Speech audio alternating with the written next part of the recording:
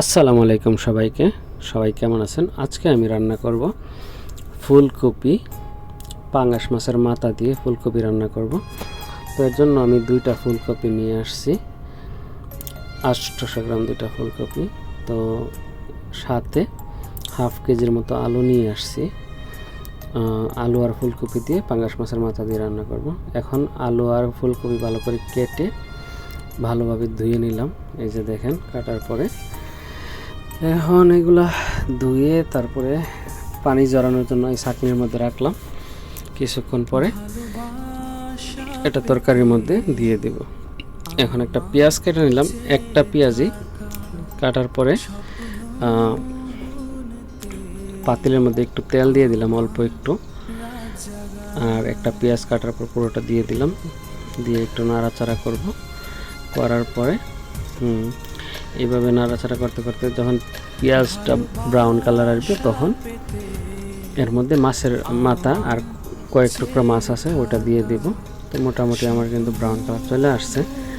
এখন মাছের মাথা আর এই মাছের টুকরাগুলো দিয়ে দিলাম, দিয়ে একটু নাড়াচাড়া করবো কিছুক্ষণ। তারপরে মশলা দিব এর মধ্যে।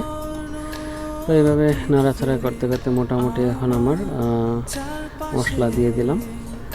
মশলা দিয়ে তারপরে মশলাটা একটু মনে হয় লাগিয়ে গেছিলো, হালকা একটু পানি দিলাম।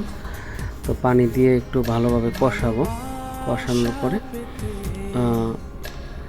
ফুলকপিগুলো ছেড়ে দেবো এর মধ্যে। তো মোটামুটি এখন কষাইতেছি, একটু ভালোভাবে কষায় নেব। কষানোর পরে তারপরে ফুলকপিগুলো দিব। মোটামুটি আমার কিন্তু এখন কষানো হয়ে গেছে। এখন আমি ফুলকপিগুলো দিব এর মধ্যে। ফুলকপিগুলো দেওয়ার পরে একটু মিক্স করে তারপরে একটু ঝোল দিয়ে দেবো। ফুলকপিগুলো দিয়ে দিলাম, দেওয়ার পরে একটু নাড়াচাড়া করার পরে এখন পানি দিয়ে দিতেছি। পানি দিয়ে তারপরে ডাকনা দিব এর মধ্যে, ডাকনা দিয়ে ডেকে দিয়ে প্রায় 10-15 মিনিটের জন্য। তো এই যে দেখেন 10-15 মিনিট পর আমার প্রচুর ভাপ আসতেছে। ভাপের কারণে দেখা যাইতেছে না। তরকারি কিন্তু মোটামুটি অনেকটা হয়ে গেছে। দেখেন সবগুলা সিদ্ধ হয়ে আসছে। মাঝখানে আমি একটু কাঁচামরিচ দিয়েছিলাম, হয়তো ওটা আপনাদের দেখায়নি। এই যে ধনিয়া পাতা দিয়ে দিলাম। শেষ, আমার তরকারি রেডি। তো সবাইকে অনেক ধন্যবাদ ভিডিওটা দেখার জন্য। যারা ফেসবুক থেকে দেখতেছেন আমার পেজটাকে ফলো করবেন, আর যারা ইউটিউব থেকে দেখতেছেন আমার চ্যানেলটাকে সাবস্ক্রাইব করবেন। ধন্যবাদ সবাইকে। সবাই অনেক ভালো থাকবেন। দেখেন তরকারির কালারটা কত একটা সুন্দর হয়েছে, খাইতে আরও অনেক বেশি মজা হয়েছিল, আসলে অনেক টেস্ট হয়েছিল। ভালো থাকবেন সবাই। আল্লাহ।